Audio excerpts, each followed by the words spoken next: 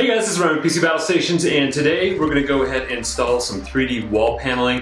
Kind of thought it'd be kind of cool to have this blank wall, kind of have some 3D texture to it. It's this stuff, the 3D wall panels, and it kind of looks like this.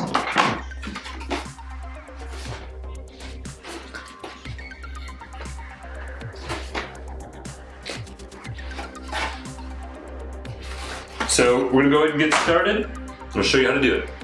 And so what I use to get the wall panel stuck up on the wall is the liquid nails, which is like a construction adhesive, very powerful stuff. And then tape measure, pencil obviously, and then a caulk gun for that liquid nails. The instructions tell you to find the center of the wall so you can start there and kind of work your way out. I agree with that, but although I wonder what it would be like if you were just to kind of start in one corner, like the top corner, and work your way down from there. Because when you find the center of the wall, I had to make cuts along all four sides of the wall because you work your way out. And by the time you get to the edges, you know, you're having to cut the wall panels. So if I started in the corner and work my way down, at least I kind of, you know, cut two of those walls off instead of all four. All right, let's get started. So each panel, you're gonna go ahead and put the liquid nails on all four edges there, and then you're also going to want to put some in the middle so the whole panel kind of sticks a whole lot better to the wall instead of bulging out in the middle there.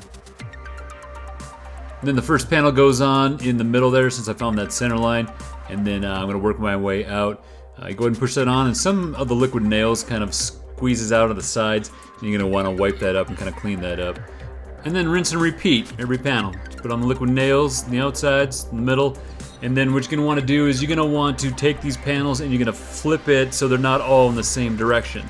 So you notice where the bumps actually stick out.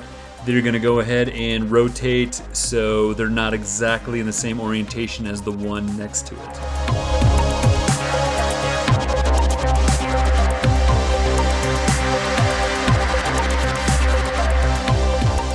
All right, now that we got all the panels that we didn't need to cut all laid out and placed, time to measure for all the panels that need to go on the outside. So first you measure on the back of the panel, make a straight line for them to be cut.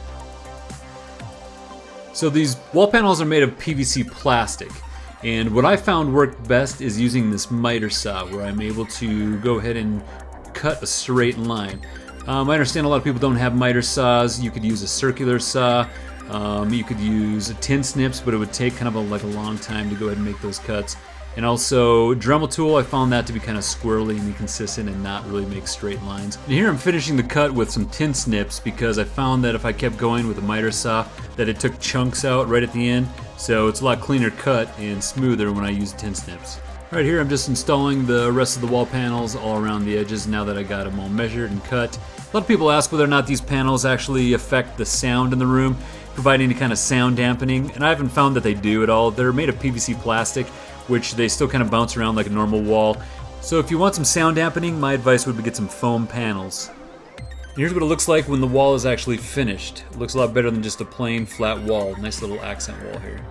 Now that we're done with the 3D wall panels, next video up is the custom desk that I built. So we'll see you guys in the next episode.